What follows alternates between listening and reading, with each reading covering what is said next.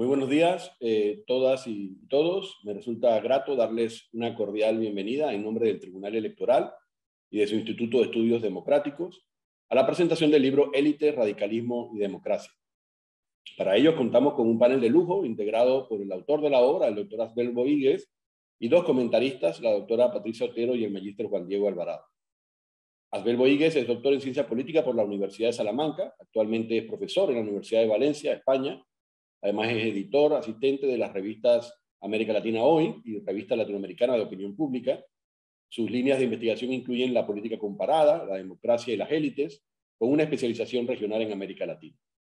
La obra del doctor Boigues, que hoy se presenta, Élites, Radicalismo y Democracia, fue publicada por el Centro de Investigaciones Sociológicas en Madrid durante 2021. En el libro se presenta una investigación comparada sobre 18 países latinoamericanos en el periodo entre 1995 y 2015. El contenido de la obra destaca como una gran contribución académica, tanto en lo teórico como en lo metodológico, y rescata las implicaciones que las élites pro democracia tienen para las democracias contemporáneas, tanto cuando no son radicales como cuando lo son. Las conclusiones de la obra son de enorme significado y no voy a cometer la imprudencia de adelantarlas. A lo largo de la propia exposición del doctor Boigues y de las reacciones de los comentaristas se harán evidentes para nuestro auditorio de hoy y estoy seguro que serán objeto de continuo debate académico en los próximos años. Tal y como había adelantado, los comentaristas son la doctora Patricia Otero y el magíster Juan Diego Alvarado. La doctora Otero es doctora en Ciencias Políticas por la Universidad de Salamanca, donde también obtuvo la maestría en Estudios Latinoamericanos, la licenciatura en Ciencia Política y la diplomatura en Gestión y Administración Pública. Actualmente es profesora titular de la Universidad de Burgos.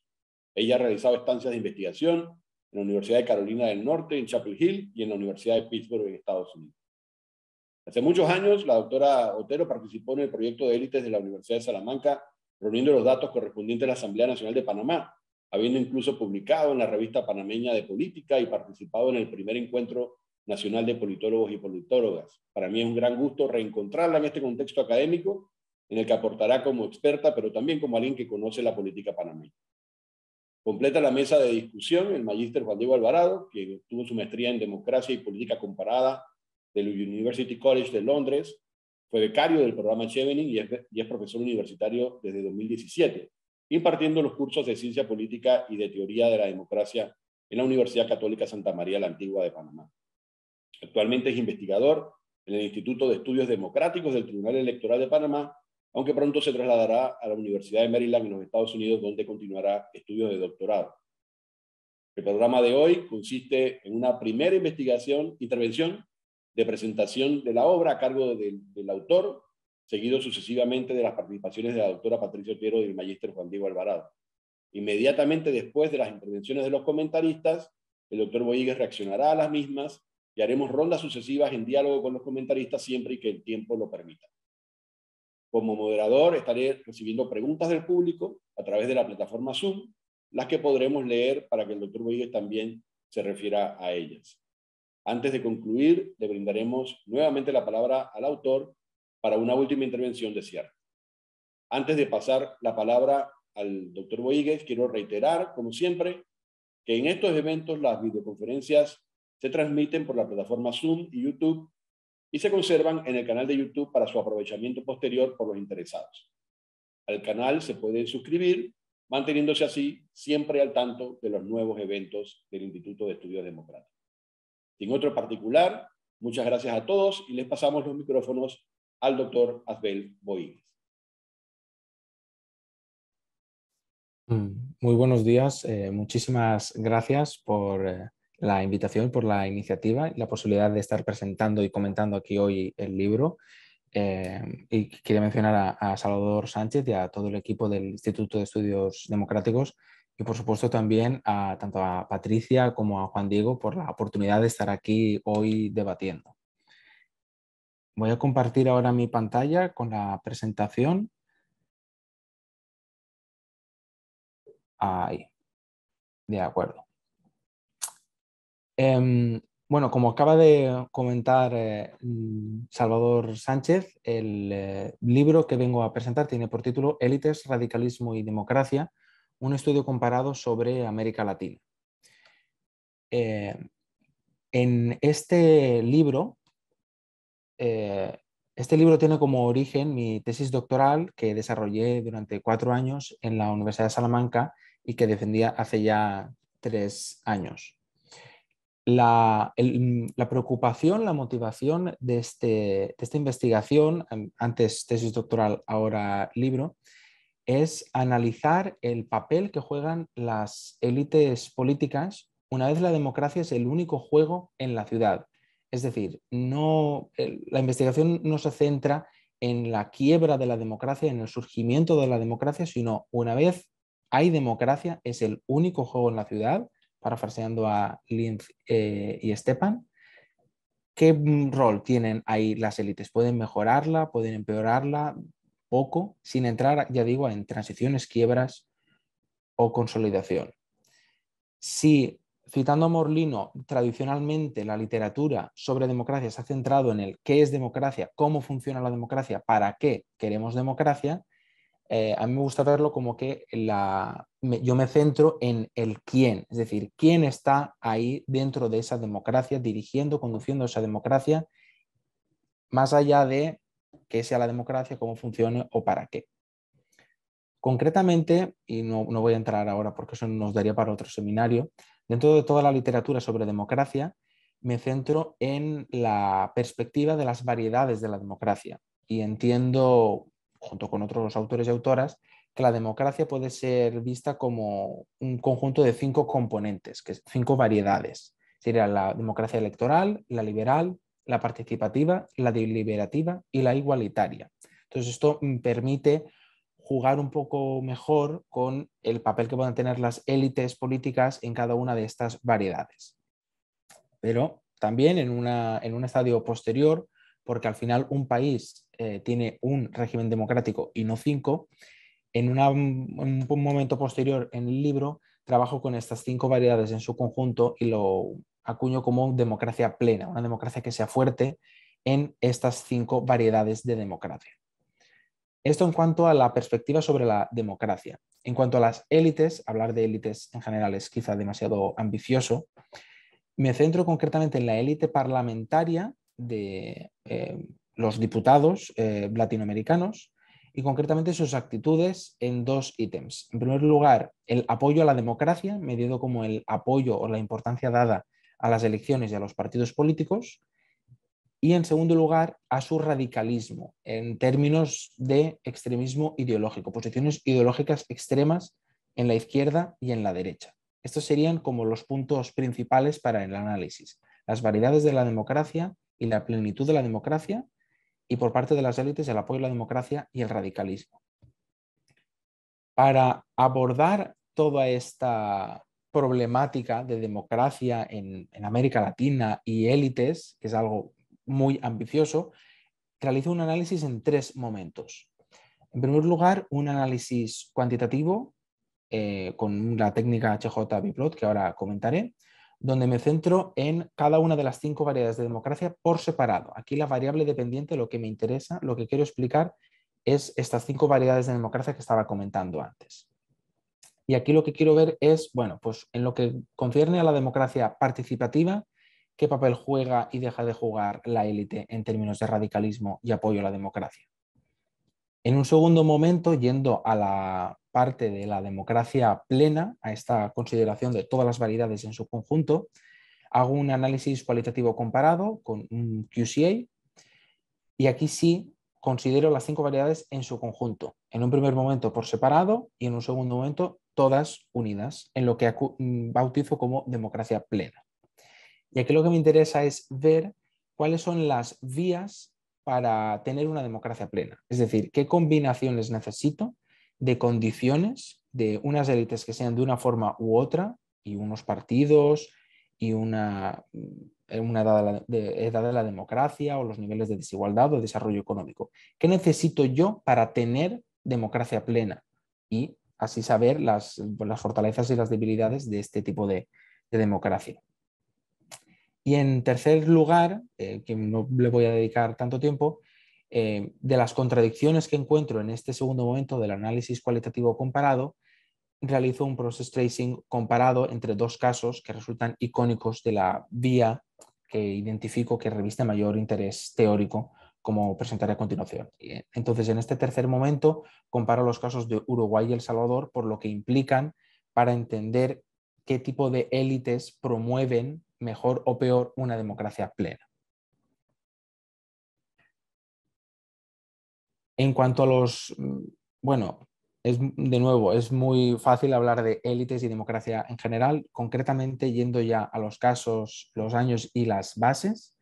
La región de estudio, como estábamos comentando antes, es América Latina, 18 países latinoamericanos en un periodo temporal de 20 años, del 95 al 2015.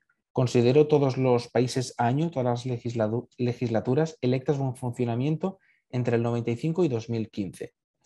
Y esto me lleva ya a la base de datos. Bueno, y antes de pasar aquí, esto da un total de 95 legislaturas. Por tanto, la unidad de análisis con la que trabajo no son los países, sino las legislaturas, o mejor dicho, países año. Y esto, como decía, lleva ya a hablar de la importancia que tienen los datos en esta investigación. Me baso sobre todo en dos bases de datos, una para democracia y otra para élites. Para élites utilizo los datos de la base de datos de élites latinoamericanas de la Universidad de Salamanca, que me parece que aquí ya más o menos todos conocemos un poco.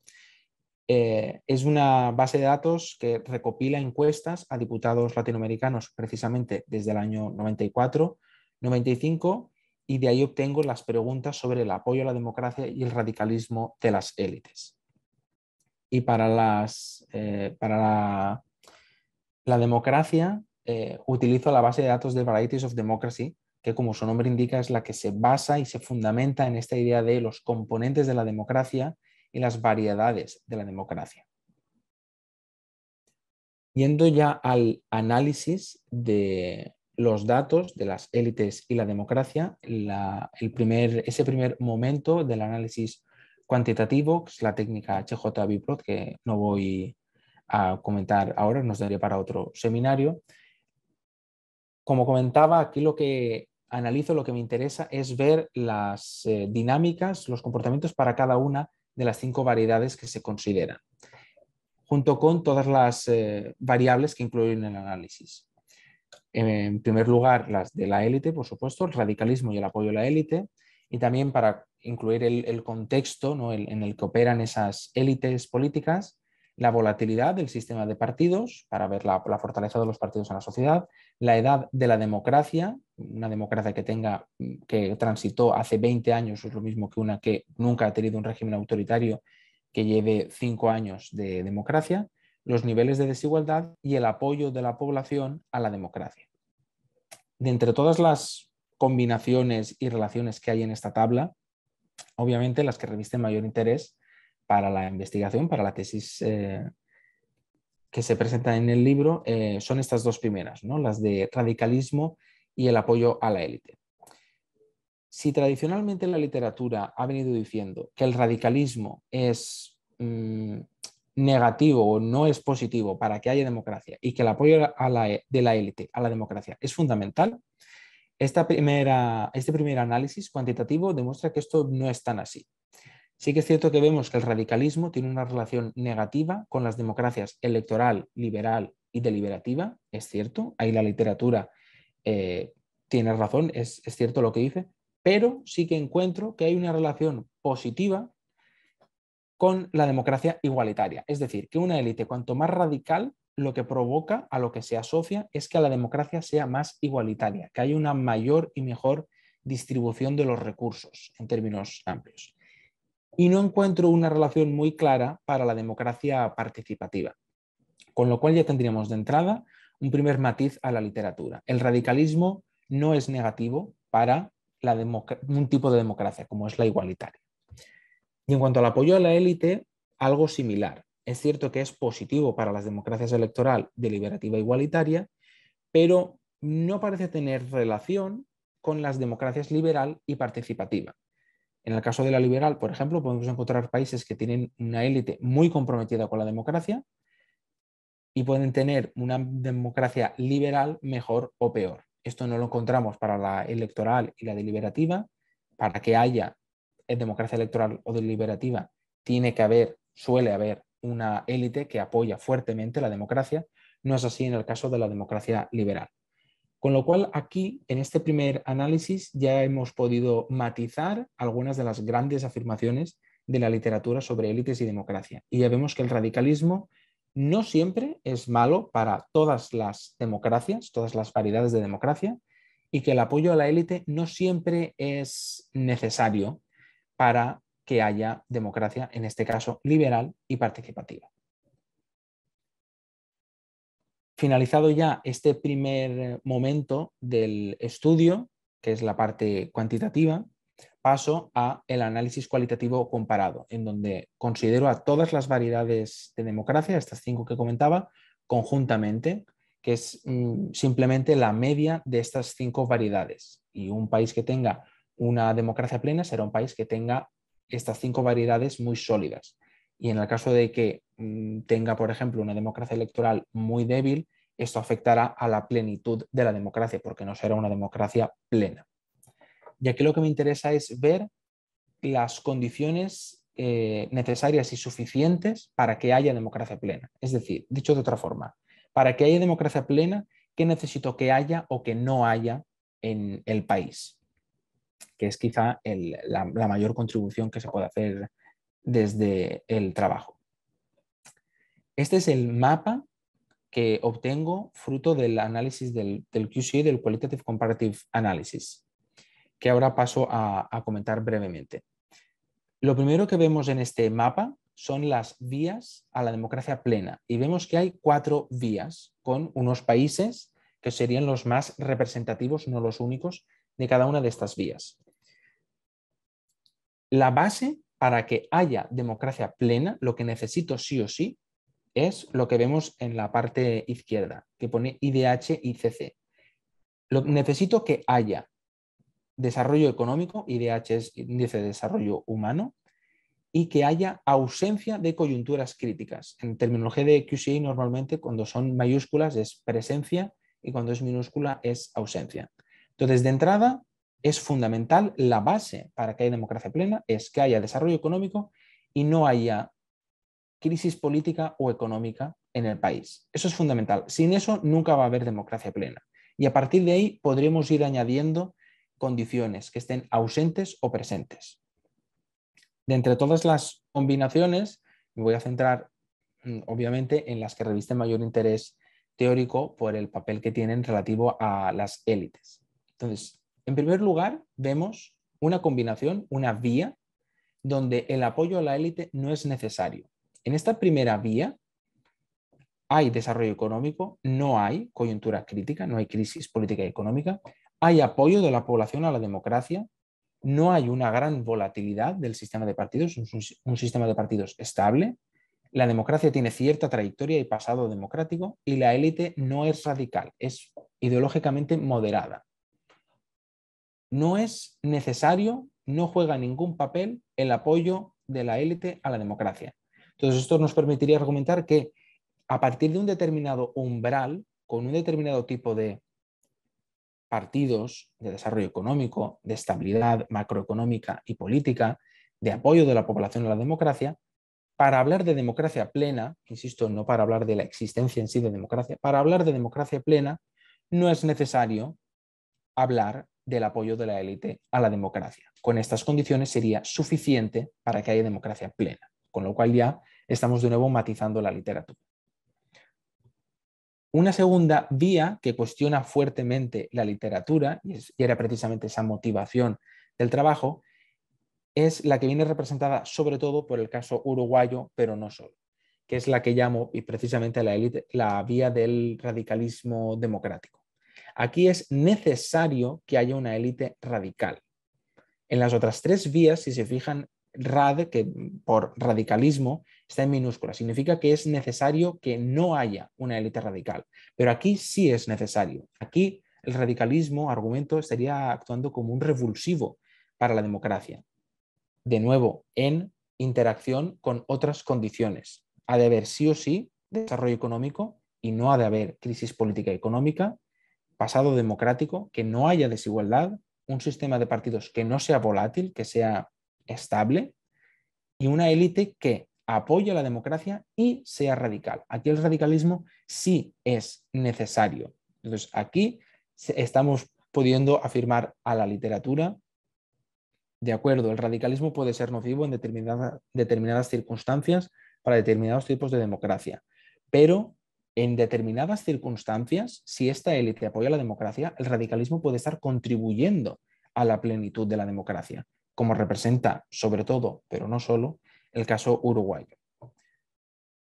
Y aunque no, se me permiten, aunque estamos online, estando en Panamá, sí que me gustaría hacer mención a una tercera vía que, aunque no tiene que ver con la discusión sobre élites, sí me parece que es muy relevante y quizá podría dar lugar a futuras investigaciones.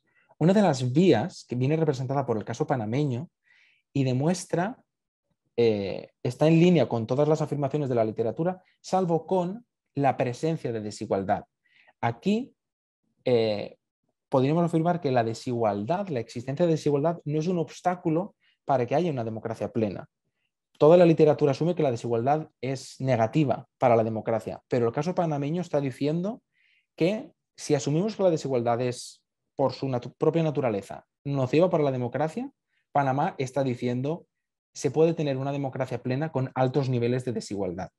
Esto sé que podría dar lugar a distintas interpretaciones y debates, pero es una cuestión que me parece que es muy relevante y que puede darnos muchas pistas sobre la fortaleza y debilidad de la democracia en general y la latinoamericana en particular. Y ya cerrando, y haré mención a esta tercera parte del análisis en la comparación entre Uruguay y El Salvador, luego de haber presentado los principales hallazgos y contribuciones del trabajo, incluyendo esta discusión sobre la desigualdad y Panamá. La motivación, como les comentaba al principio, fue, más allá del qué, el cómo y el para qué, quién en términos del estudio de la democracia. Entonces, una de las motivaciones del trabajo fue, me parece que se podría resumir en esta pregunta. ¿Deberíamos esperar siempre que el apoyo a la democracia sea positivo y el radicalismo entre las élites, claro, sea negativo? Todas estas afirmaciones de la literatura, sobre todo del siglo XX y principios del XXI, nos ha estado diciendo, es fundamental que la élite no cuestione la democracia y se modere ideológicamente, que converjan y que compitan por el centro. ¿Deberíamos esperar que eso sea siempre así o podemos matizarlo en función del contexto, de la realidad, del tipo de democracia?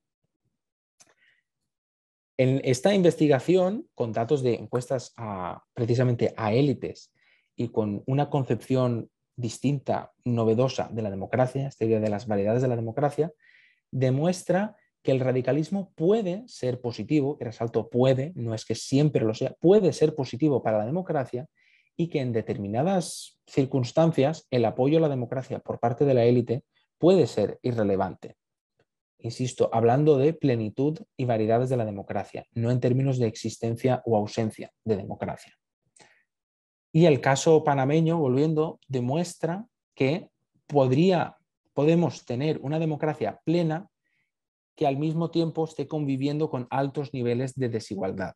Y aquí dejo el debate que podemos desarrollar aquí en un seminario a futuro sobre la relación de la desigualdad y la democracia en América Latina y concretamente el caso panameño. Pero esto me sirve para justificar todavía más la motivación de aceptar o no los postulados clásicos y tradicionales de la literatura sobre democracia, porque tenemos nuevas evidencias, nuevos datos, podemos tener nuevas discusiones y matizar afirmaciones e hipótesis que hemos venido aceptando. Y el propósito del trabajo no es tanto hacer una enmienda a la totalidad, sino matizar en determinados aspectos. La contribución principal del trabajo, en mi opinión, puede resumirse, sintetizarse en esta fórmula muy simple. Radicalismo más apoyo a la democracia tiene resultados positivos. Es importante este apoyo. El radicalismo por sí mismo no es positivo. De hecho, en los casos, todos los que hay, que no he presentado aquí por cuestiones de tiempo, todos los casos donde tenemos una élite radical que no apoya la democracia, nunca van a tener un resultado positivo, nunca va a tener un efecto positivo. En ningún caso, bajo ningún concepto. Cuando la élite es radical y no apoya la democracia, el resultado es que no hay democracia plena y que la democracia está en serios problemas. Esa es la combinación virtuosa. Radicalismo democrático. Radicalismo a secas, no. Y apoyo a la democracia a secas, sí que hemos visto que en algunos casos sí, pero no siempre. Y es importante, y esa es la contribución del tercer estadio de la investigación, esta comparación entre Uruguay y El Salvador, es importante que este apoyo a la democracia sea estable en el tiempo.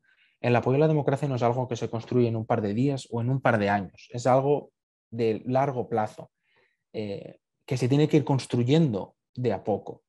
El caso uruguayo muestra que la élite política siempre ha apoyado a la democracia y por eso este radicalismo democrático que encuentro en Uruguay siempre ha tenido efectos positivos, pero el radicalismo democrático de El Salvador, que también encuentro, no está teniendo los mismos efectos positivos como tiene el uruguayo. Y la diferencia reside en la duración del apoyo a la democracia. Mientras que en Uruguay la élite siempre ha aceptado y apoyado a la democracia, en El Salvador no. En fechas más recientes, con los datos que manejo en el libro, sí apoyan en 2010 en adelante la democracia, más incluso que en Uruguay, pero venían de un escenario de fuerte cuestionamiento de la democracia. Entonces, la interpretación que hago es, de acuerdo, radicalismo más apoyo a la democracia tiene resultados positivos, pero ese apoyo no es de hoy para mañana, tiene que ser una cuestión de largo plazo, más al estilo uruguayo. Y El Salvador demuestra, al menos hasta 2015, que la élite salvadoreña radical que apoya a la democracia sí tiene unos efectos positivos. Muchísimas gracias de nuevo por la presencia, por la participación. Quedo atento a los comentarios de los comentaristas y del público y con mucho gusto podemos continuar la discusión. Muchas gracias. Muchísimas gracias, doctor Bohíguez. Tal como habíamos anticipado en la introducción, le cederemos la palabra en adelante a los comentaristas y en este caso, en primera instancia, a la doctora Patricia Otero Felipe. Gracias, buenas tardes y buenos días allá en Panamá. Quiero comenzar agradeciendo al Tribunal Electoral por su invitación a este foro, al Instituto de Estudios Democráticos y en especial a su director, Salvador Sánchez, a quien tengo la suerte de conocer desde hace ya bastantes años y es un gusto volver a encontrarnos, aunque sea a la distancia. Y estoy encantada de participar en este evento comentando el libro de Asbel.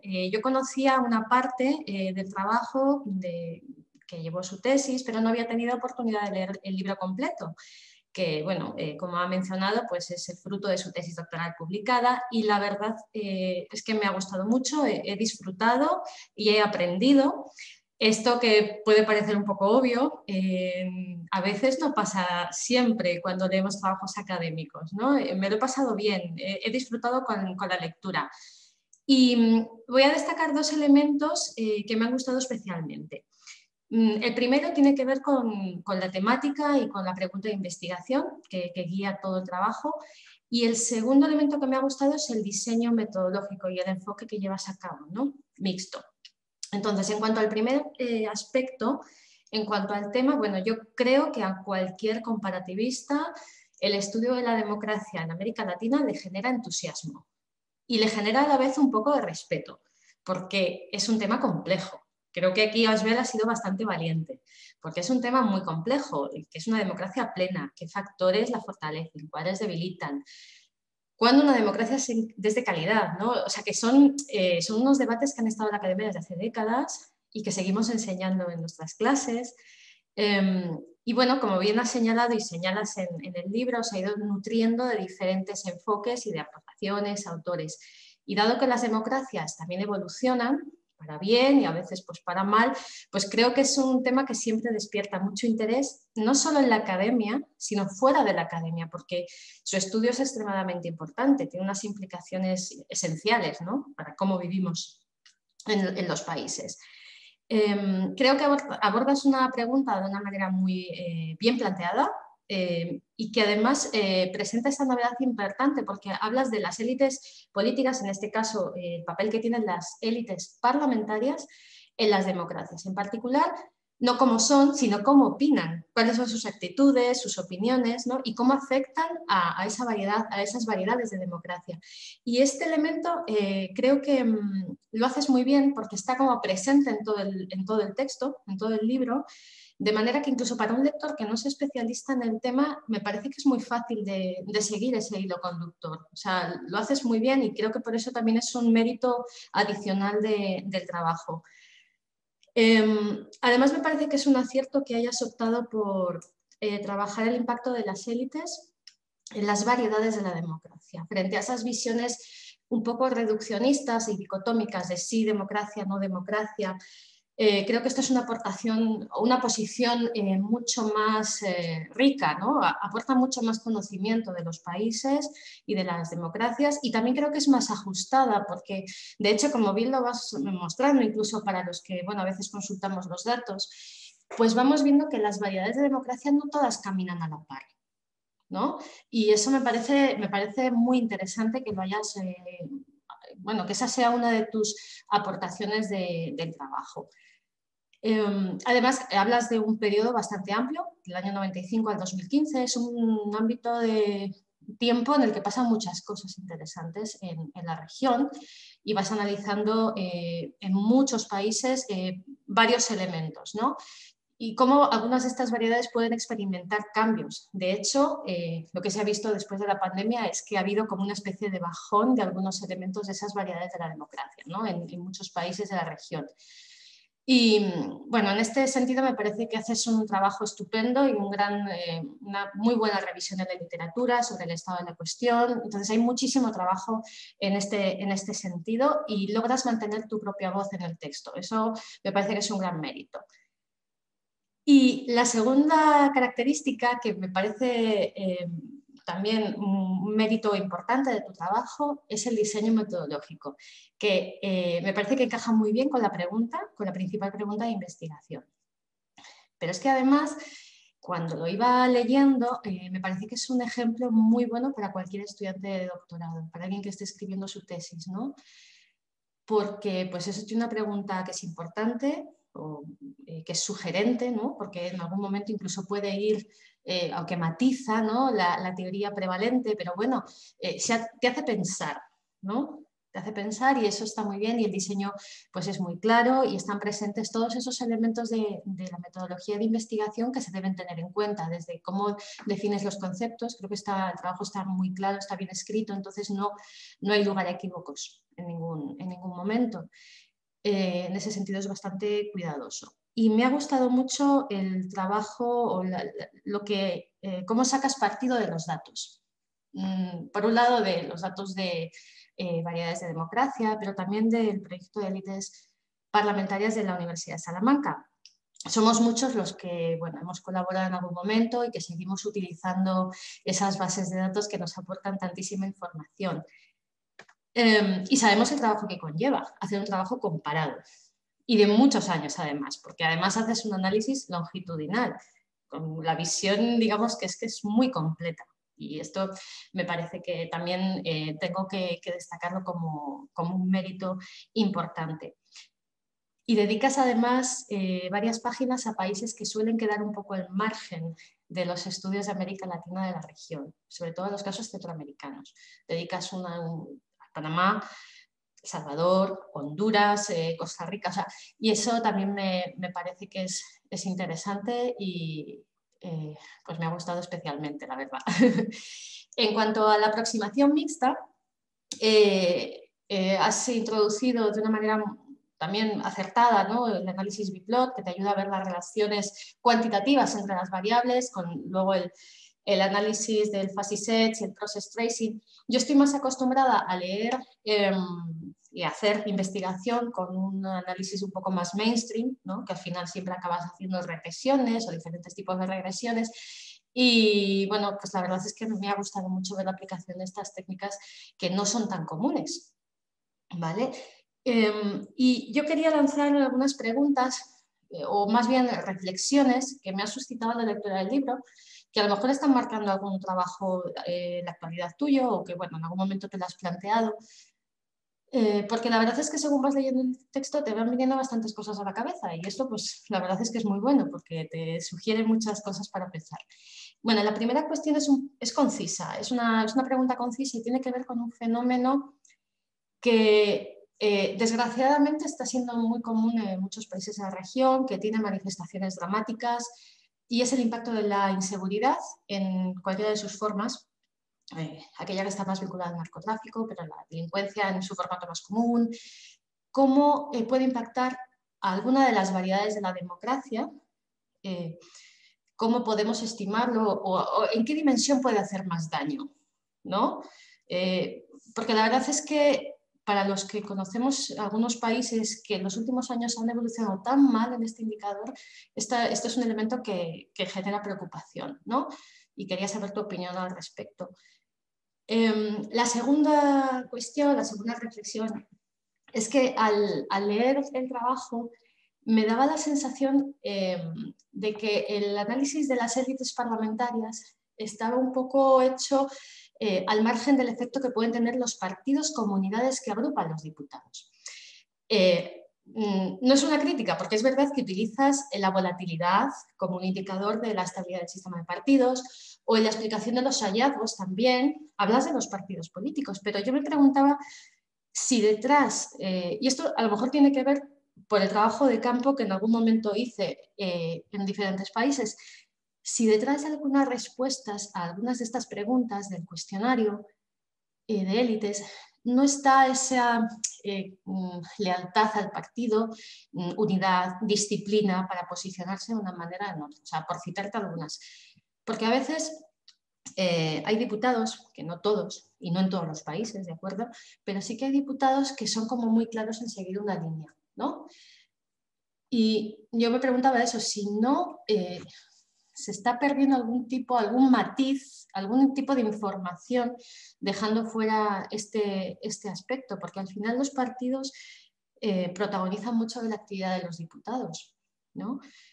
Sobre todo cuando tienen pues, una trayectoria importante en edad o bueno, tienen una estructura muy fuerte, etc.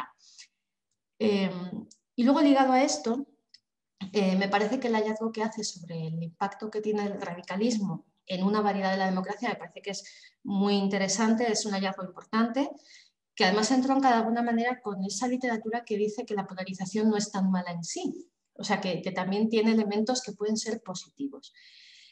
Y quería preguntarte sobre esta paradoja que tras haber visto los datos de Pela a lo largo del tiempo, si vemos en los números hay más partidos de derecha y de centro derecha, ¿no? En número, y partidos de izquierda también hay, pero en algunos casos son testimoniales o tienen poco peso y tal. Pero luego hay muchos más diputados que tienen importante peso que se ubican en la izquierda, ¿no? Es decir, que tenemos la ubicación de los extremos ideológicos muy alta a la izquierda, muy marcada, frente al radicalismo de derecha, que es en número más limitado. Y esto, bueno, al ver algunos datos ya más recientes, veo que más o menos se mantiene. Y esto me parece interesante porque marca un elemento diferenciador de América Latina respecto a Europa, donde hay bastantes partidos en la actualidad de extrema derecha, que además tienen importancia, que acaban en gobiernos, que tienen peso en los legislativos. Y la cuestión es que al leer el libro, tu libro, Esbel, yo decía, bueno, a lo mejor ese radicalismo que es favorable a esa variedad de la democracia en su versión igualitaria, pues tiene que ver con ese elemento diferenciador de la izquierda, que lucha más pues, por la igualdad y por estos elementos de lucha por pues, igualdad de los recursos, etc. Y bueno, no sé si tenemos evidencia como para responder esto que te pregunto, pero bueno, quisiera saber qué opinas sobre ello. Y ya ligado a esto, para terminar, ¿cuánto de ese radicalismo o ese posicionamiento en los extremos de la escala tiene un elemento contextual o idiosincrático en los países, ¿no? Porque sí que es verdad que sabemos que los centros ideológicos no son siempre los mismos, entonces podemos pensar que tampoco los extremos lo van a ser. Entonces, no sé, a lo mejor es muy extremo o se piensa que es extremo en Bolivia posicionarse en el 1, pero en Panamá, donde el radicalismo en el 1 casi no existe, pero es radical ponerse en el 3, por ejemplo, por decirte un ejemplo, ¿no? Y me preguntaba también, también eso. Y bueno, ya lo voy a dejar aquí, no me extiendo. La verdad es que la lectura ha sido muy, muy sugerente, me ha hecho pensar un montón y me ha gustado, así que bueno, te doy la enhorabuena, Asbel. Y agradezco nuevamente al Instituto de Estudios Democráticos pues, por darme la oportunidad de invitar a comentar tu trabajo. Muchísimas gracias, doctora Patricia Otero. Tal como habíamos anticipado, le damos la palabra entonces también al magíster Juan Diego Alvarado para terminar la primera ronda de comentarios y darle la palabra posteriormente al autor. Buenas tardes. Empiezo agradeciendo al Tribunal Electoral del Instituto de Estudios Democráticos por la organización de este panel y expresar mi felicidad de poder compartir mesa junto con Asbel y con Patricia, a quienes ambos he leído bastante y en particular este último libro y el trabajo de Patricia sobre Panamá, que son los primeros textos que leí de ciencia política sobre Panamá y diría que también uno de los mejores. Y realmente es un texto que se consulta mucho y tiene mucha relevancia. Así que es un placer estar aquí con ambos. Yo quisiera empezar haciendo eco de Patricia en comentar las fortalezas estructurales del texto de Asbel, que si bien, como menciona al inicio, tiene sus orígenes en una tesis doctoral, eso se refleja en la composición del libro, y lo digo de la mejor manera posible. Es un libro que es muy didáctico en el mejor de los sentidos, de que tiene mucha claridad y estructura en cómo uno se plantea sus preguntas y sus hipótesis, cómo está en diálogo con una literatura que es muy amplia, ¿no? Y que no solo es la democracia en América Latina, sino la democracia en general, de la cual América Latina ha sido protagonista en el desarrollo académico sobre las transiciones y la calidad de la democracia. Entonces, ver cómo se hace ese repaso de toda la literatura para ahí entonces empezar a cuestionar los lugares, no diría lugares comunes, pero digamos como las sabidurías convencionales de la literatura sobre la democracia en América Latina. Yo creo que es muy provocador y es muy estimulante, apoyándose en nuevos datos y en viejos datos utilizados de manera nueva, que yo creo que también es algo interesante, ¿no? Está una base de datos que tiene mucho tiempo y que ha sido muy pionera y muy importante para nosotros entender las instituciones en América Latina, que es el proyecto de élites parlamentarias, que se ha utilizado mucho, y encontrar maneras de exprimir esos datos para sacarle un poco más de jugo es siempre muy bueno, pero vincularlos con estas bases de Variety o Democracy también, ¿no? abre nuevas preguntas que hacen de este trabajo pues muy provocador. Y digo que yo agrego, yo me sumo al comentario de Patricia de decir que esto es algo valiente en dos sentidos, porque usa métodos, digamos, bastante complejos para cuestiones complejas. Y yo diría que hay muchas discusiones acerca de las conceptualizaciones de democracia, de élites, de radicalismo, de modo que, uno, hay mucha literatura y muchas ya operacionalizaciones existentes, pero también precisamente estas discusiones de ideología, de democracia, de lo que es la democracia, tanto en discusiones académicas como en no académicas, permiten siempre muchos caveats que impiden el comprometerse con una operacionalización y hacer un trabajo final, ¿no? Que uno se queda diciendo, bueno, es que la democracia es esto, no lo otro, y muchas discusiones normativas que son importantes y fundacionales para estas discusiones más empíricas, pero comprometerse con operacionalizaciones y delimitar el trabajo, yo creo que es uno de los logros importantes de este trabajo, que cuando lo ves con el aspecto metodológico, yo creo que queda muy claro cómo uno de los grandes méritos de este trabajo, que es no solo integrar métodos múltiples, que se puede hacer de muchas maneras y a veces de manera simplemente triangulando, y aquí el propio Asbel hace digamos, como que hace una evaluación de las discusiones sobre los paradigmas de escuelas metodológicas y lo cuantitativo, lo cualitativo y las fortalezas y las discusiones entre sí.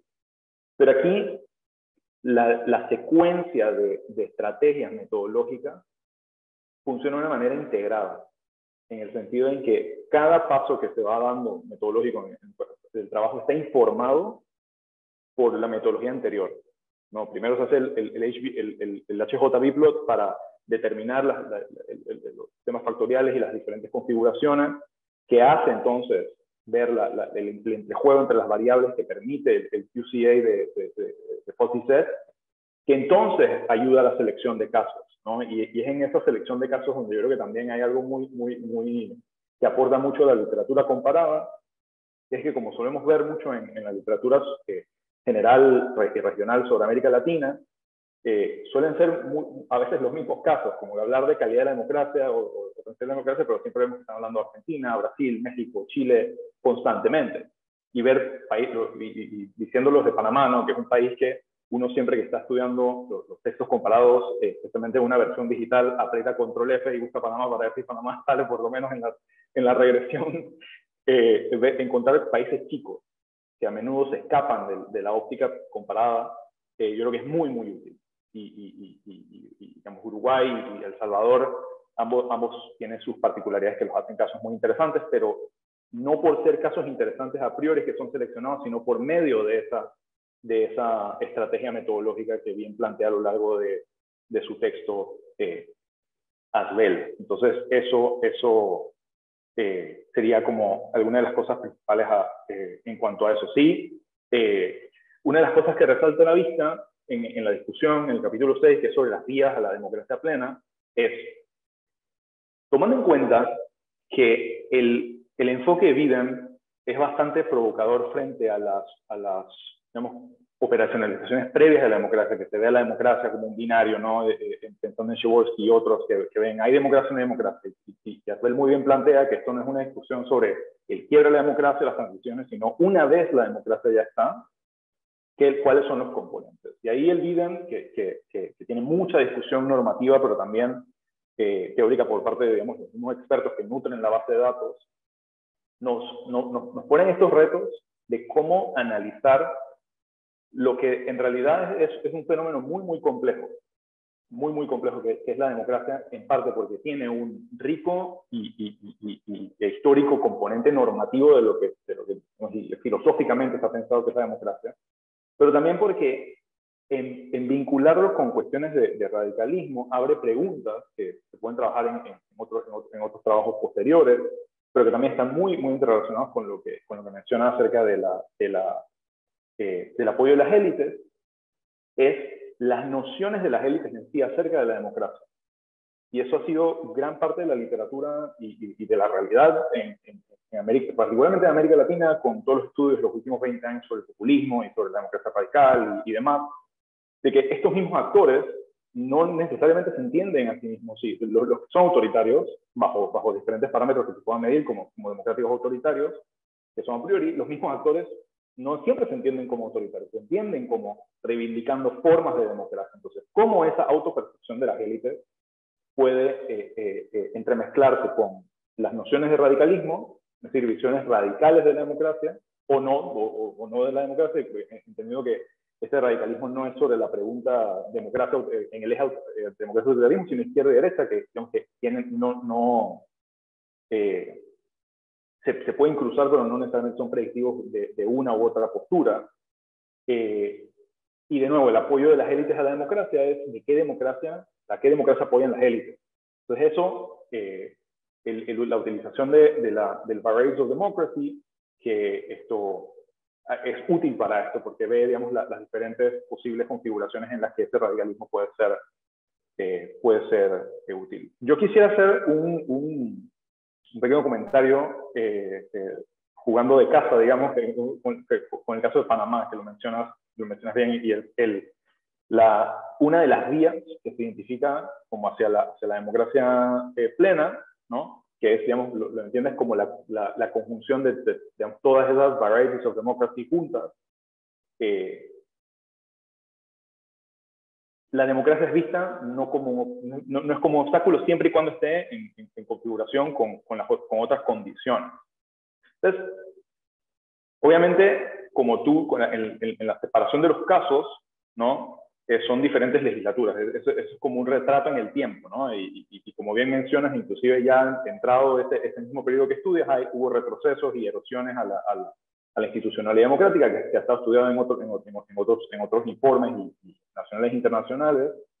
De modo que digamos que eso no es estático en el tiempo, sino reflejar en un momento particular cuándo hubo democracia plena y cuáles eran las condiciones que estaban allí.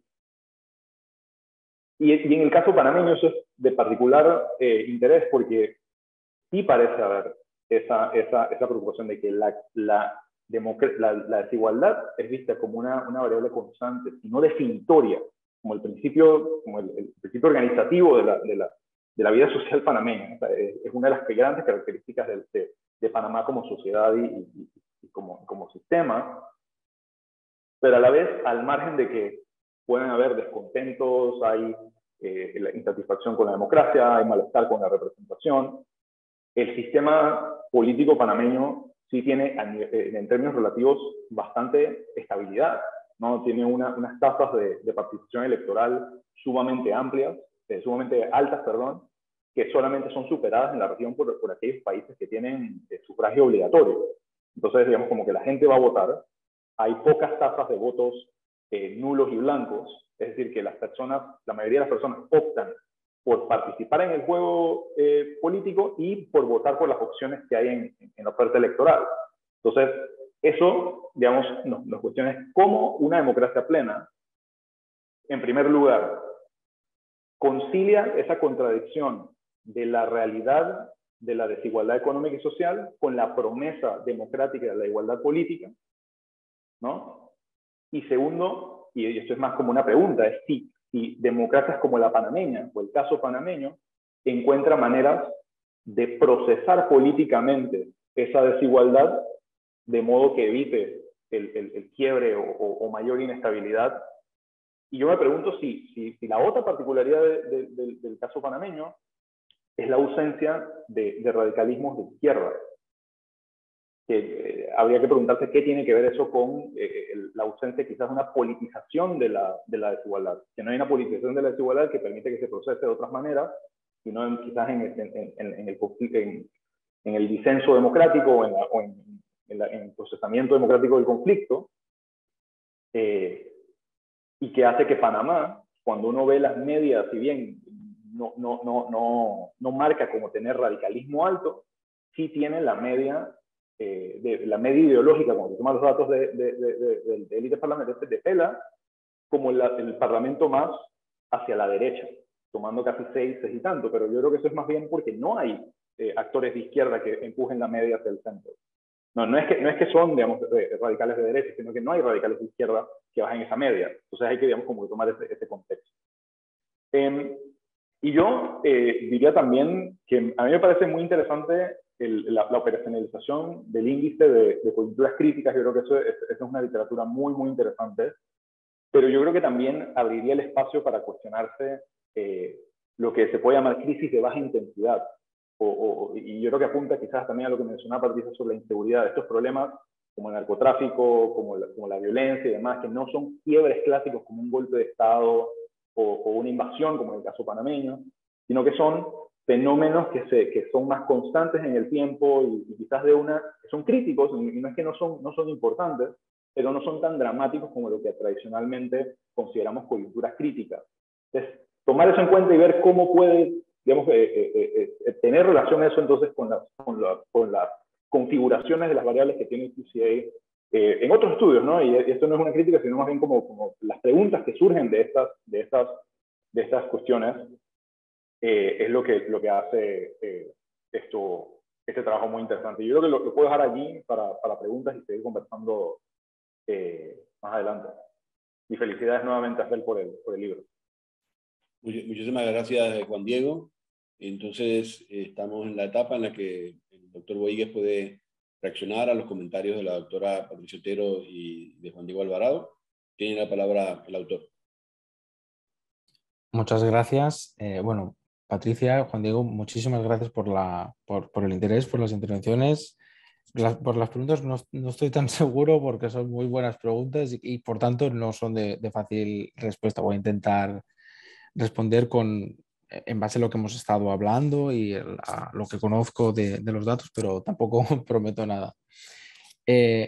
Empezando precisamente por el final, que era una de las primeras cosas que comentó Patricia, ¿no? El tema de la inseguridad, del narcotráfico, que en el fondo se remiten a si la concepción clásica del Estado que tenemos, que es controlar el territorio, si eso es así, si eso es la base de todo. Entonces, si eso no es así, se nos cae todo el castillo, nunca mejor dicho, porque estamos hablando de que no controla no ya el territorio, sino la población en sí, porque en el territorio hay población.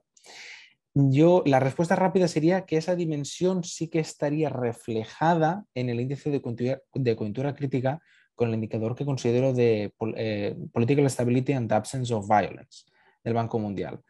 Pero yo entiendo que es otra dimensión y que no es solamente el hecho de que haya violencia en sí, sino que es algo mucho más profundo y que afecta a la propia existencia del Estado. Sí que es verdad que no está en el libro y no está considerado, y yo creo que hay que tener en cuenta que la investigación cierra en 2015. Yo creo que desde entonces, en estos últimos años, sí que es algo que por lo menos va ganando más visibilidad dentro y fuera de la academia. En la academia, por supuesto, pero fuera, yo creo que cada vez más, y sí que es algo que habría que tener en cuenta para entender muchas de las debilidades de las democracias latinoamericanas, sobre todo actuales. Pero sí que es cierto que es algo que habría que considerar. Porque precisamente, y ahora volviendo a lo que acaba de decir Juan Diego, no es esta idea clásica de una fuerte crisis que lleva un golpe de Estado, una reconfiguración del gabinete, sino algo no ya de baja intensidad, más que de baja intensidad, de baja visibilidad en términos de que provocar una crisis en términos clásicos de gobierno. Es algo baja intensidad, pero a largo plazo y que puede acabar erosionando desde dentro de la democracia más a largo plazo. Comentaba Patricia, sobre los partidos, que es una pregunta también pues, muy, muy obvia.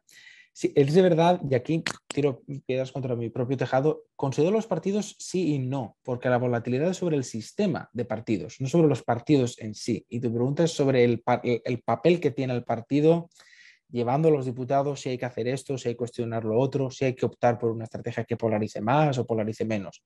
Sí que es verdad que no está en las variables, pero sí está en el análisis.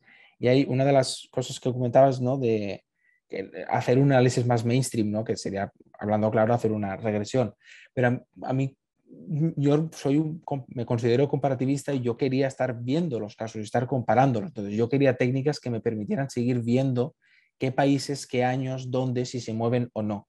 Entonces, en la interpretación que yo hago de cuando se mueven o cuando no, sí que ahí trato de incorporar los partidos y otras muchas dimensiones. Entonces, cuando veo que Ecuador cambia de estar en un grupo a otro o en Bolivia, es porque ha entrado el MAS, porque ha entrado Alianza País, con sus características, con su visión de democracia, con su mayor radicalidad frente a los actores que ya había antes. Entonces, está sin estar. Sí que es cierto que a lo mejor, pero al final, si uno quiere comparar, y volviendo a la particularidad latinoamericana en general, si uno quiere comparar estos 18 países, sabemos que hay países donde claramente hay partidos en el sentido clásico y tradicional, pero otros en los que no, y es mucho más complicado. Por eso opté por esta estrategia de incorporarlo en la interpretación y en el análisis, y no tanto en las variables que vaya a meter en los modelos, porque se me habría hecho bastante más complejo, pero lo hice de forma consciente, no es que me olvidara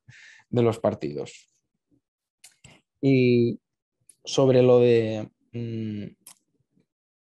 que haya de extremas de izquierda y no tanto de derecha, sí que es verdad. Por cierto, uno de los países que tiene uno de los picos que más llaman la atención de radicales de derecha es precisamente Panamá, por cierto, en un momento. Entonces, son Panamá y Chile. Justamente, entonces a lo mejor ahí también hay algo. Pero sí que es cierto que suele haber más radicales de derecha, o sea, si vamos a los extremos hay más radicales de izquierda que de derecha. Yo creo que eso nos remite a la discusión sobre las izquierdas en plural en América Latina y las distintas formas de relacionarse con el poder, de entenderlo, de la democracia, cómo entender la lucha política en sentido amplio y democrático y pacífico. Y nos dice mucho, dice mucho de la derecha europea, esto que comentabas, que haya más de unos o de otros, y dice mucho de la izquierda latinoamericana, que haya más, a lo mejor hay menos izquierda que derecha, pero esa izquierda es más radical que la derecha. Entonces yo creo que eso ya nos remite a la discusión sobre la pluralidad ideológica en la región. Y precisamente sobre esto, claro, depende mucho del contexto y del país. Los países donde el sistema de partidos no esté articulado en términos ideológicos, difícilmente habrá extremos ideológicos. Pues caso de Honduras, hasta la entrada del Libre, o República Dominicana, o Guatemala, pues sí que es cierto. Si las características y la base es esta, difícilmente habrá radicales en sentido amplio. A lo mejor hay uno o dos, pero para que sea un núcleo importante, que en la tesis lo considero que sean al menos un tercio, bueno, pues difícilmente. Esto nos remite ya a las características de cada uno de los países. Y sí, claro, puede evolucionar o no, esos radicales pueden entrar en el sistema, salir del sistema, electoralmente digo. Pero sí, desde luego, y esto ya nos llevaría a por qué hay radicales o no en los países, y no, porque si ya dentro de si el sistema está articulado en términos ideológico-programáticos, ahí dentro, ¿por qué unos son más radicales o no? O hay radicales de un signo u otro. Y sobre esto mismo, y cierro ya con estas dos últimas intervenciones que ha habido, que eran las de Juan Diego, que me han parecido las más interesantes, empiezo por el final. Sobre lo que habéis comentado los dos sobre los países pequeños, los más chicos. Eso es algo que a mí particularmente me gusta, porque en el fondo, si los tres países de los que al final más se puede hablar y más dicen en el libro son Uruguay, El Salvador y Panamá. Lo que más pueden decir a la literatura de latinoamericana y no latinoamericana. Y eso está muy bien porque considero, y a la vista está, y aquí lo hemos comentado, que estos países pequeños, pequeños en términos geográficos y de población y poco más, porque en términos de contribución a la literatura son enormes, tienen mucho que aportar. Y tiene mucho que aportar el decir, bueno, pues tenemos aquí un país muy pequeño, pero que aquí la democracia funciona, aquí la democracia no funciona, aquí, pues aquí no hay este tipo de partidos, aquí no hay partidos, aquí sí. Entonces, que nos permite, es como un pequeño mini universo que nos permite realmente decir, bueno, pues hay vida más allá de los grandes países, que obviamente hay que estudiar y considerar, por supuesto, pero si uno va a hacer un estudio realmente comparado, ha de dar el mismo peso teórico a todos los casos y no dar más importancia a uno porque tenga más kilómetros cuadrados o más millones de población. Entonces yo sí que considero que tiene mucho que aportar y que matizar sobre todo a la literatura. Y el caso panameño, precisamente en términos, por lo que he podido ver en el libro, términos de la relación de la desigualdad con la democracia. O sea, algo que parece como muy clásico y que ya sabemos todos y sabemos cómo va, pues no. Ahí tenemos un país que nos está diciendo, en determinadas circunstancias, si uno tiene esto, esto y esto, puede haber desigualdad y una democracia plena. Y esto nos lleva, que es lo que estaba comentando Juan Diego, claro, ¿cómo interpretar eso? Yo veo que hay desigualdad y hay democracia plena. Entonces, ¿cómo lo interpreto? Lo interpreto como que gracias a que hay desigualdad tenemos democracia plena, o lo interpreto como a pesar de que hay desigualdad tengo democracia plena. Yo en la tesis argumento que hay radicalismo y hay democracia plena. Gracias a que hay radicalismo tenemos democracia plena, porque es un revulsivo, porque moviliza, porque polariza, porque activa. Claro, en el caso de la desigualdad, yo me atrevería a decir que difícilmente uno puede argumentar, gracias a que hay desigualdad, tenemos democracia plena. Yo creo que la discusión sería, a pesar de que hay una gran desigualdad, la democracia panameña tiene suele tener buenos indicadores generalmente, no los mejores en la región, pero de los mejores siempre y sistemáticamente en todas las bases de datos. Y la desigualdad ahí está. Entonces, a lo mejor ahí hay un problema, hay un puzzle que hay que resolver para entender esa relación que parece resuelta, pero desde luego no lo está, entre la desigualdad y la democracia. Y a lo mejor no hay que ir a un país grande, sino a uno de la importancia que tiene Panamá, que podría tener claramente para la literatura. Es decir, cómo la democracia puede convivir con esa carga de la desigualdad, no para ser o no ser una democracia, sino para ser una democracia plena, es decir, para optar ya a la excelencia, si se quiere, porque no estamos hablando de que haya o no haya democracia. Y ya, bueno, lo último que quería comentar, ¿no? Sí, bueno, también esta idea de cómo procesar la desigualdad, ¿no? Cómo la proceso y no afecta a la democracia. Yo creo que eso ahí puede dar para un buen problema de investigación a futuro. Y para cerrar con el caso panameño también lo que comentabas de que no hay radicales de izquierda, es cierto, al igual que en Panamá, en otros países, y yo creo que esto también nos remite a los orígenes de ese radicalismo, y yo ahí sí, y retomo la intervención de Patricia, a los partidos, el sistema de partidos, el tipo de democracia, de régimen democrático, cómo haya surgido y la dinámica. Y bueno, tenemos hoy el caso hondureño, que siempre era el ejemplo de no hay partido de izquierdas, no hay diputados de izquierdas, y de repente sí, y de repente, digo de repente, y ahora hoy en día Libre tiene la presidencia de la República. Entonces, por eso digo, y cierro con esta reivindicación de los países chicos, siempre van a poder sorprender y aportar a la literatura, y lo que hoy es como lo mainstream, mañana a lo mejor cambia, y si cambia habrá que estudiarlo y ver si se matiza o no lo que sabíamos hasta ahora. Y con eso creo que he respondido. Muchas gracias de nuevo. Me ha encantado poder comentar todos estos asuntos, y si surgen más, con mucho gusto podemos continuar. Gracias. Muchísimas gracias. Vamos a ceder la palabra nuevamente a los comentaristas en caso de que quieran reaccionar a las reacciones del autor. En el mismo orden inicial, tiene la palabra la doctora Patricia Otero.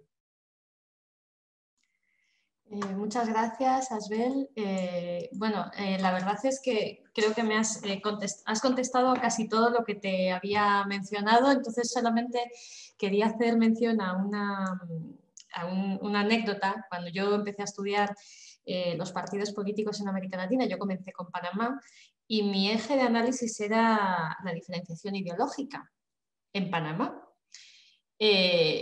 Me llovieron algunas críticas precisamente por eso, porque al final hay casos donde la ideología no siempre está movilizando el voto, o moviliza el voto de una manera más tenue o pequeña en un cierto tipo de electorado para ciertos tipos de partidos, ¿no? Entonces, ese es un elemento que me llamó la atención, y lo que me motivó de alguna manera a ir ampliando campos de trabajo y de análisis a otros países de Centroamérica, como El Salvador, donde la ideología tiene mucho peso, más tarde Honduras, donde ahora ya tiene peso, pese al clientelismo, ¿no? El clientelismo político, ¿no?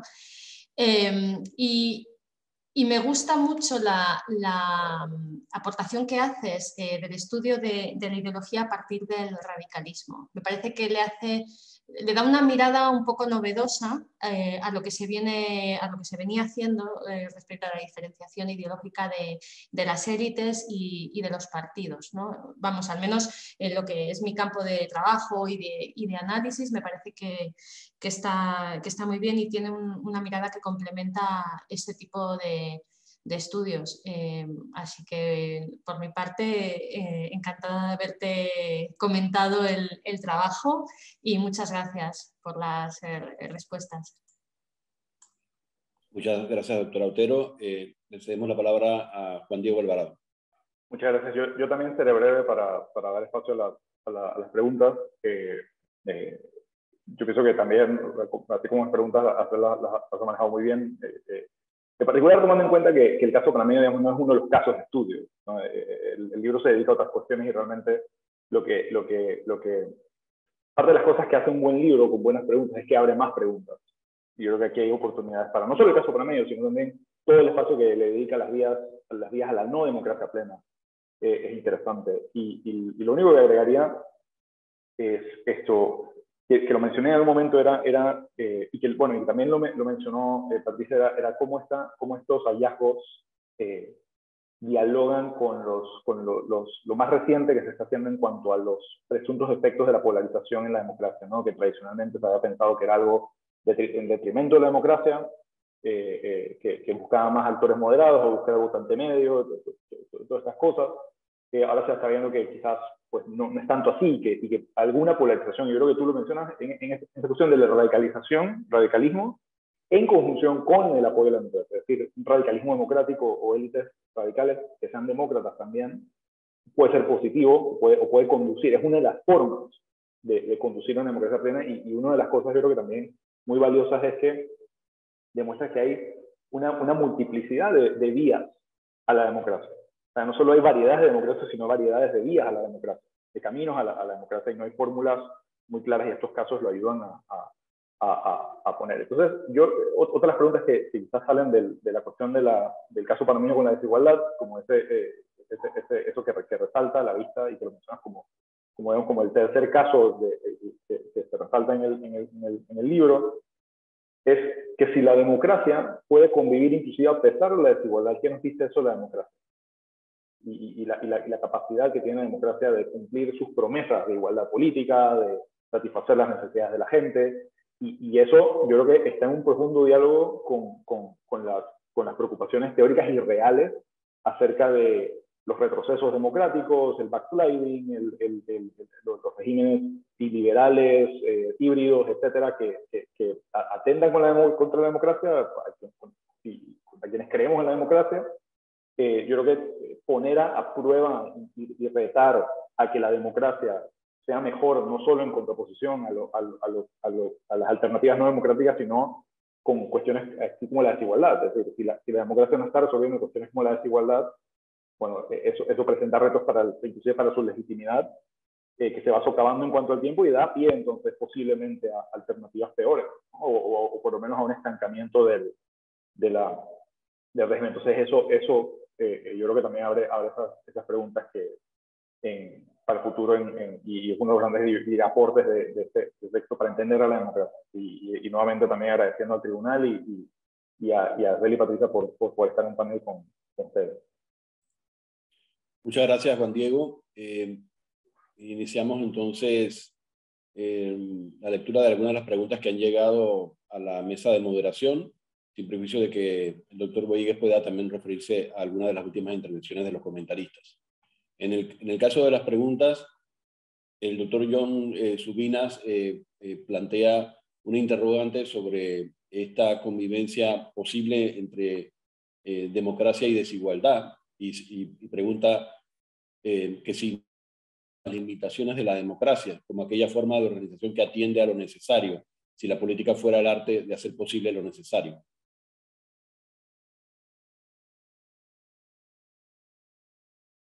Sí, ¿respondo ya o prefieres que... Sí. Vale. Yo aquí me remitiría de nuevo a, bueno, lo primero, John Subinas, muchas gracias por la pregunta. Yo ahí me remitiría a la idea de variedades de democracia, porque al final lo que está remitiendo es a la idea de una cosa es que se garanticen los derechos y libertades en la Constitución, que haya división de poderes y demás.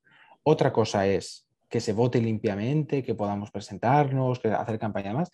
Y otra distinta es, por ejemplo, la participativa. No ya solo a través de esta idea de clase de referéndum, sino yo como ciudadano, la ciudadanía tiene la posibilidad de participar activamente, o realmente es muy complicado formar un partido, presentarse a unas elecciones. La deliberativa, cuando se toman decisiones, cuando se deciden los presupuestos, cuando se aprueba alguna de política, se legaliza algo, se consulta a la sociedad civil, se habla con los gremios, con las asociaciones profesionales, con quien sea, o no, porque eso también remite a la misma idea de democracia, ¿no? de la poliarquía.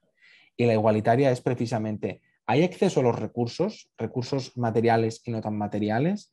¿Hay algún tipo de discriminaciones sistémicas por cuestiones de raza, género o clase social? Entonces, al final, todas esas dimensiones que acabo de mencionar ahora, sí que es verdad que están ausentes en muchos estudios clásicos sobre la democracia y en muchos índices de democracia, por no decir la práctica totalidad, pero aquí la virtud que tiene esta base de datos y la literatura que hay detrás, que es más interesante la literatura que la base en sí, la concepción, digo, teórica de la democracia, es precisamente decir, no olvidemos que la democracia también es esto, también es el acceso a los recursos, y si eso no está garantizado, y es lo que digo yo y argumento, digo, si eso no está garantizado, habrá democracia, pero plena no es. Otro de los participantes preocupado por la utilización de las instituciones democráticas para promover intereses personales pregunta un poco sobre tus preferencias en diseño de las instituciones. Pregunta, ¿considera que falta algo en el camino para regular este sistema sin que sea la solución optar por un gobierno no democrático? Quizá la no reelección de diputados, las revocatorias de mandato u otros. Claro, aquí también, bueno, muchas gracias por la intervención. No, yo creo que ya nos remitiríamos a esta nueva agenda de investigación que estamos hablando, que es el backsliding, que es la erosión desde dentro, que es un poco a lo que remite también, ¿no? El trabajo, ¿no? Es decir, ¿qué ocurre cuando tenemos una élite que es radical y no apoya la democracia o lo que sea? Entonces, de ahí ya iríamos a, sabiendo que esto es nocivo para la democracia plena o la democracia en general, ¿qué tipo de arreglos institucionales podemos tener?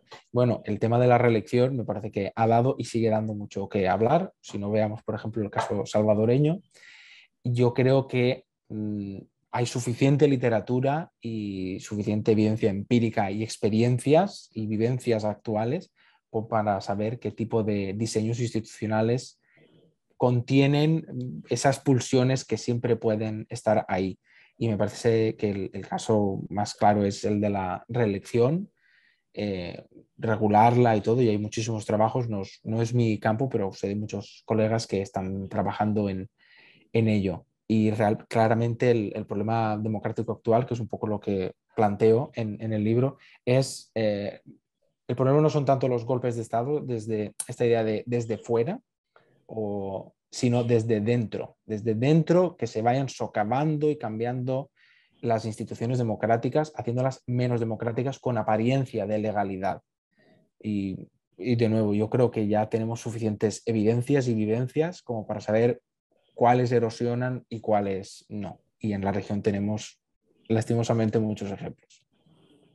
Sí, muchas gracias. Constantino Riquelme se plantea sobre las teorías de las élites que has podido utilizar. Plantea cuál de estas teorías se puede aplicar en América Latina, dada su complejidad y los cambios disruptivos que se hacen presentes en la conformación de nuestro régimen. Muchas gracias, Constantino. Sí que es cierto que la teoría sobre las élites es muy compleja y muy amplia, y yo la planteo, pero al final sí que es cierto que, y esa es quizá no es una de las debilidades del trabajo, me centro en un grupo de la élite muy concreto, que es la élite legislativa. No considero, por ejemplo, élites militares o sindicales o de los propios partidos o ejecutivos o presidentes. Me centro en la parlamentaria por la centralidad de los parlamentos, porque es la idea de la expresión de la soberanía, la representación y la pluralidad, y donde ocurren el juego político y la confrontación y la polarización, el lugar por excelencia es el Parlamento. Entonces, de toda la teoría, al final me quedo con toda la relativa a las élites parlamentarias y concretamente a las de las cámaras bajas o asamblea única, si es unicameral, por supuesto. Y a partir de ahí, lo que manejo es la idea del reemplazo de las élites y cómo tenemos un país, comentábamos antes, durante 20 años, un país, y de repente vemos que aumenta drásticamente el radicalismo o cae. Y esto se remite a que entra un nuevo actor, entra un nuevo partido o un nuevo grupo político, una nueva ideología en el país, y esto provoca una serie de cambios en la democracia. Y lo vemos, pues, el caso, en todos los casos, en todos los países, en realidad, en todos ha habido cierta alternancia y podemos ver que ha habido cambios de mayor o menor envergadura. Entonces, sería eso. Me centro más concretamente en la élite legislativa y en los reemplazos de las élites en el ámbito parlamentario. Muchísimas gracias. Con eso concluimos la lectura de las preguntas compartidas a través de la plataforma, y quisiéramos, tal como estaba previsto, darle una última oportunidad al autor para que cierre su exposición del día de hoy, mencionándonos algunos aspectos que quisiera que el auditorio se llevara a casa, pues prácticamente aquí llegando al final de la actividad. Bueno, muchas gracias. De nuevo, cerrar agradeciendo a Salvador, al Instituto de Estudios Democráticos y al Tribunal Electoral por la posibilidad de estar aquí hoy online presentando y comentando el libro, los hallazgos, y ya hemos visto nuevas preguntas. Y de nuevo, resaltar algunas de las ideas que han salido y hemos estado comentando con Patricia y con Juan Diego y también quienes han intervenido en el chat, que es la idea de los grandes postulados que pueda haber en ciencias sociales en general. No es esto ya solo cuestión de la ciencia política, siempre hay evidencias nuevas, siempre hay cambios, y esos cambios no son anecdóticos, responden a algunas dinámicas que hay que replantearse y reformular. Y eso no significa necesariamente que se niegue o se enmiende lo ya escrito o todas las teorías de Linz, O'Donnell y Schmitter sobre transiciones a la democracia. Simplemente matizar y ver, y volviendo al caso panameño, qué podría aportar Panamá, El Salvador, Uruguay, en términos de la relación entre democracia y élites o democracia y desigualdad, a lo que ya sabemos sobre élites, desigualdad y democracia. Entonces, me parece que el libro, en el fondo, a lo que remite es a eso. Yo comentaba del qué, cómo y para qué, paso al quién. Bueno, pues hay más adverbios, hay más palabras, más preguntas que se pueden hacer con nuevas evidencias. Han salido aquí algunas y me parece que es eso, ¿no? La idea de no tanto cuestionar, sino matizar los grandes postulados que puede haber en ciencia política. Muchas gracias. Excelente. Para terminar, entonces, a nombre del Instituto de Estudios Democráticos del Tribunal Electoral, el agradecimiento a todo el público que nos acompañó el día de hoy y particularmente a los miembros de la mesa principal y entre ellos al autor de este excelente libro, el doctor Asbel Boigues, por supuesto a la gran amiga Patricia Otero Felipe, al compañero Juan Diego Alvarado por sus excelentes intervenciones. Y recordarles que esta actividad se encuentra grabada en nuestra plataforma de YouTube, con lo cual todos los que asistieron pueden volverla a ver cuando quieran y los que no pueden por primera vez tener contacto con ella. Incluso pueden suscribirse a la plataforma de YouTube para mantenerse permanentemente al día con las actividades que realiza el Instituto de Estudios Democráticos. A todos ustedes, muchísimas gracias y hasta la próxima.